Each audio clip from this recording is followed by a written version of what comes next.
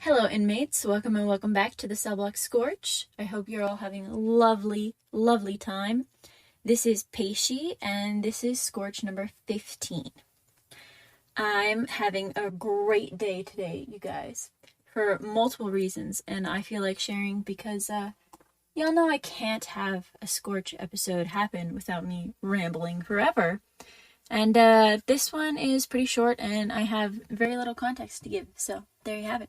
So I'll let you know why I'm having a great day today. I have received fan art for the first time in my life. I'm very excited about it. And it's for a story that I am currently writing with hopes of finishing up drafts by the end of this year to hopefully go through a couple rounds of editing and start querying next year. So we'll see how many rejections this one can rack up. But I'm excited about it. And I have fan art now. I have 4 little character sketches that somebody gifted me after I told her about the concept and the plotline. So that's exciting. And also, my friend crush at work talked to me. And for those of you who don't use that term, friend crush meaning like, every time I see this person, I really want to be friends with her and I want to talk to her. But it's like a crush because it's from afar. I never actually go up to her to talk to her. Anyway, she talked to me today. So that was exciting. And I have fan art, and it's a great day. So I hope you're all having a day as lovely as mine. Okay, on to the actual purpose of this podcast. So the prompt was given by Bones, and it's not a knitting club. Don't remember what my first thoughts were when I saw that prompt, because it's been a very long time. But this story, which is called Wood and Parker Wedding Reception, references 3 previous Scorches. Unfortunately for you guys, only one of those Scorches was a winner. So you can only find one of them in the previous episodes. And that will be, it's called Bouquet of Lies, which is episode, hang on, let me check for you guys real quick. I should have had this pulled up, but not great at being prepared for things. It was episode, it's prompt number 3. So it's called 3 Bouquet of Lies. And you can find that if you search on the Patreon for the free transcript, or if you go on, wherever you listen to the podcast and find that episode. Anyway, that one's in there. And then there's 2 other Scorches that make up part of this universe. And they're kind of relevant in some ways. Like there's characters that'll be in there, but hopefully it makes some kind of sense if you don't have that context. But if you are a paying member of Patreon, those are available to you. I'm sorry, it wasn't my intention to put part of this story behind a paywall. Trust me, my intention was to win, but every time. Anyway, let's get right into the Scorch. Wood and Park Wedding Reception. Almost there, promise. You can see without me, right? Considerably well, but I'd prefer perfect vision for at least the week I announced it. I understand. I'll be there in 15 minutes. In 15 minutes, we'll be 10 minutes late to my cousin's wedding reception. Whatever, I'm going in without you. I scowl as I turn and enter the building. I've become much better at using my telepathy to see, but it still isn't as crystal clear as direct transmission from Aimal, and it probably never will be. But I announced to my family that experimental surgery restored my sight, so hopefully my cousins won't treat me like a glass figurine any longer. Ha. Glass figurine. If anyone meets that description, it's Aimal. Lyra, hey, you made it on time. Where's Aimal? My 12-year-old sister rushes up to me in her pale pink bridesmaid dress, silky blonde hair streaming behind her. I suppose I have to make excuse for him, even if he is the worst friend ever. Wait, this could be the perfect opportunity to punish him. He's at his knitting club. It's the first thing that pops into my head, but the look on Eris's face has me rapidly warming to the idea. Knitting is Aimal's absolute favorite thing to do, so he started a club with his buddies. Isn't that cute? Oh, yeah, I guess so. Come on, you're sitting at this table over here. She starts to tug me towards the corner of the ballroom, but I lay a hand on her arm to stop her. First, I'd like to apologize to the bride for missing the actual wedding. We glide over to the head table, and since Eris is directly by my side, I'm able to switch from channeling everyone's vision to simply seeing through her eyes. But I immediately switch back, smiling to myself, because she's looking at the food, and not at Sora. Sora, who is practically glowing as she talks to her new husband. And here I remembered her as someone very sad who only ever let herself pretend to be happy. But I guess she's doing better now. New name, new job, new husband, new name again. Practically a whole new person. Hey, Sora, congratulations. I love the flower arrangements you've chosen. The lilacs and daffodils complement each other so well. I'm sorry I missed the wedding. I happened to get food poisoning. Oh, thank you. I'd like to congratulate you on your newfound vision. I'm glad you're able to see the flowers. And your absence is no problem. The groom's brother couldn't make it either, and that's the bigger sin. Good thing we chose Mitch as best man. Oh, wow, that would have been incredibly stressful. I'm sorry he didn't show. Any idea why? They changed the location on me. I support courthouse weddings. Can't abide church-oriented affairs. Religion is a mess. A young man steps up to the bride, keeping his eyes on her the entire time he speaks. Then he turns to me, holding out a hand, but he double takes when we make eye contact. I'm Alira, one of Sora's cousins from the English branch of the family. Nathaniel, adopted brother of the groom. I must say it's a pleasure to meet you. He kisses my hand and stalks off abruptly. Something about him rubs me the wrong way, but I smile as I leave the bride and head to the table Eris pointed out earlier. She's sitting with the rest of the bridesmaids, bubbling away. I've no doubt everyone will hear about Imal's knitting club within the next 2 minutes. Sorry I'm late, Alira. Something urgent came up at the group meeting. He sprawls casually in the seat next to mine, but he's already pushing me vision, and his expression is so earnest that I feel a stab of guilt for the rumor I've spread, but it's too late now. Think of the devil and he shall appear. Oh, speaking of, I have to tell you. Can you get me a drink first? My throat's really dry and I'm giving Mum's toast for her later. Yeah, of course. It can probably wait anyway. While he's gone, I focus on all the decorations. They really are pretty, and the colors are so vibrant. When I get married, it's not a knitting club! The shout makes me flinch and I focus my eyes on the banquet table, where Imal is glaring at a snickering Mitch. He says something and Imal turns betrayed eyes towards me. Everything goes dark, and for a split second I'm horrified that Imal would go so far. But then I realize I'm still connected to everyone's vision. Everything really did go dark. And then I see a flickering light start in a corner. I can't really make it out through the shadows. Alira, get out of here! Hey inmates, it's Bones for Judge Comments.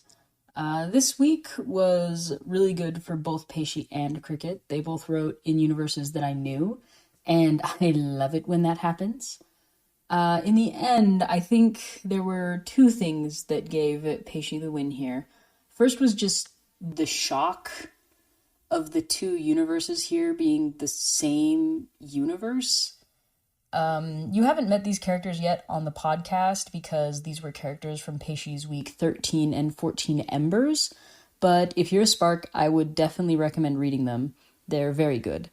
I'm sure she'll talk more about what's going on here, but suffice it to say that those two Embers were set in very different times with very different mechanics. So when Nathaniel appeared at this wedding, I was kinda shook. The other thing is that Cricket wrote a delightful little slice of life bit, just the main character in a kingdom going around and talking to their co-workers and generally doing their job. And as I said, it was really nice, but that type of daily life writing isn't really my cup of tea. I prefer more action. But it was really well done, and I would definitely recommend reading it on the Patreon. So yeah, that's all for me. Back to Peixe for her comments. Okay, that's the end of the Scorch. And obviously, it was short, and my voice acting leaves a lot to be desired since I don't try at all. And I have no skill anyway. I wish I did when it's very dialogue heavy, because I wish I could differentiate the people better. I don't know. Maybe someday I will make more of an effort in that regard. But Nathaniel comes from a separate Scorch, and so do Imal and Alira. So those are the ones that are characters you would know about, and you would know about the whole vision telepathy thing. And Nathaniel's aversion to churches, if you're familiar with those Scorches. Anyway, it's just a little bit of a piece at the wedding reception, kind of a cliffhanger at the end. Yeah, I don't really have much else to say about that. Oh, but since it was so short, I'll take the time to respond to a couple of comments I've gotten since I last addressed comments. A couple meaning literally two. One from 6 Fairy Tale episode 204 Triple Request. And that comment was from our most faithful and dedicated commenter, JillyBean3369, which says, I liked this piece. I do not usually read fanfic, can't relate, but any story with Urza must be good. Wholeheartedly agree. She is the greatest. I recommend everyone watch Fairy Tale, but, that's just personal preference. The comment continues, I liked the setting of the cafe, and I thought Peixe really captured the characters and their relationships. Thank you. That is the best possible comment I could have gotten, because that was really what I wanted, was to get the characters and the relationships down. Although, the actual ship featured with Eve was a little bit crack. But the rest of it I'm glad I got right. So thank you for that comment. Okay, and then I got another comment on Scorch 216A, To Walk or Not to Walk, from Miranda of the Hill People. And that comment says, exactly, the mermaid is obviously going to make sure she ends up in the ocean when the time runs out on the leg spell. Clever of her, and it serves the dragon dude right. Way to leave us hanging, though. Which is an interesting take on the story. And I have to say that even if the mermaid made it away, I'm sure she would still come back and make visits, because she has made good friends by now. So, thank you for the comment. I appreciate hearing people's insights into my stories. Alright, that was all the comments. So now let me tell you what I prompted for the next week. I said, oh yes, I have been looking forward to the Scorch for a long time. So, Scorch number 16, my prompt was, field trip to the zoo brings unforeseen consequences. I don't remember what inspired that, but I will be 100% honest. It was most likely a fan fiction that I read about somebody visited a zoo. Actually, you know what? I guarantee you, I actually remember now what it is, because it was a Harry Potter fan fiction. And it started with the canon scene of Harry Potter going to the zoo and releasing the snake. Yep, that is what happened. I read a lot of Harry Potter fanfiction. I also write Harry Potter fanfiction, but no need to worry about that. None is published yet. So, anyway, very excited for y'all to experience that one, because boy does it have a lot going on. Anyway, I think that's everything I have to say. Let me just double check the template to make sure I don't get in trouble with the boss. Yeah, that's everything. Oh, yeah. And please check out our Patreon and everything else we've got going on YouTube channels and other social media.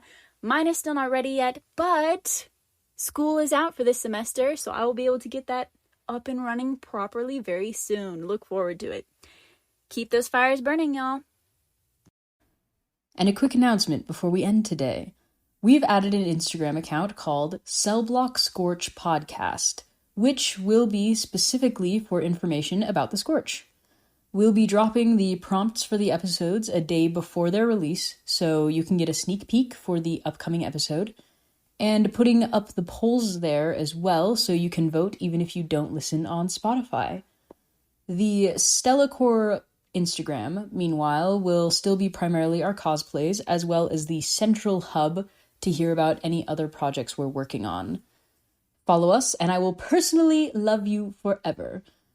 Don't mind any of Peixi's warnings. I will be totally normal about it. Keep that fire burning, people. The Cellblock Scorch is a production of Stellacore, an independent group of nerds sharing their obsessions with the world. We can be reached at thestellacore@gmail.com, through comments on your podcast platform of choice, our Instagram, Stella_core, and at our YouTube, also called Stellacore. Feel free to check out our other productions on our YouTube channel or our cosplays on Instagram. If you would like to support our creative endeavors, you can give a one-time tip to the Ko-Fi of the writer of your favorite Scorches, or check out our Patreon, linked in the show notes.